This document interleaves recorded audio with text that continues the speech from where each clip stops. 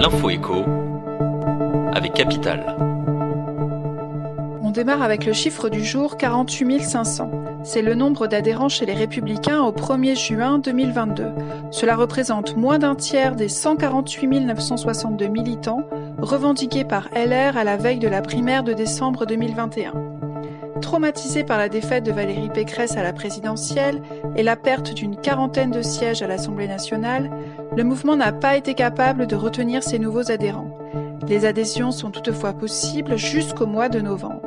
Annie Genevard, la présidente par intérim du parti, mise sur un total de 70 000 à 80 000 adhérents d'ici la fin de l'année.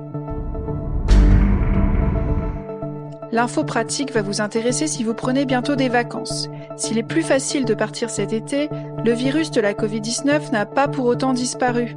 La vague épidémique BA5 commence à peine à décroître, et d'autres variantes sont attendues pour la rentrée prochaine ou l'automne. Ainsi, les règles en matière de prévention peuvent varier d'un pays à l'autre, même au sein de l'Union européenne, bien que les États ont essayé de s'harmoniser. Vaccination, tests, isolement, Capital détaille 6 choses à savoir avant de boucler vos valises. On continue avec le coup de gueule de l'UFC Que Choisir, un coup de gueule qui a payé.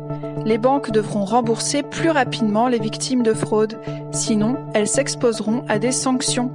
Lors de l'examen du projet de loi sur le pouvoir d'achat jeudi 21 juillet, les députés ont validé cette mesure réclamée de longue date par l'UFC Que Choisir, qui a récemment porté plainte contre 12 banques accusées de refuser de rembourser les victimes de fraude. Grâce au vote des députés, les banques devront réaliser le remboursement immédiatement, à savoir avant la fin du premier jour ouvrable, suivant la fraude au plus tard.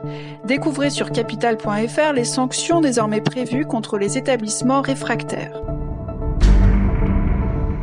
La question du jour, enfin, comment les années de vie commune sont-elles prises en compte pour le calcul de la pension de réversion, cette part de la retraite de votre conjoint que vous continuez à percevoir après son décès?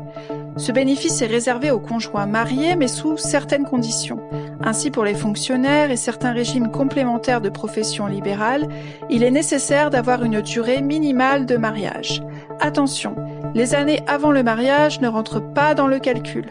Et dans le cas où votre conjoint décédé a été marié plusieurs fois, tous les ex-conjoints ont également le droit à une réversion.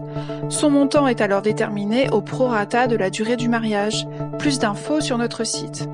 C'était l'Info écho avec Capital.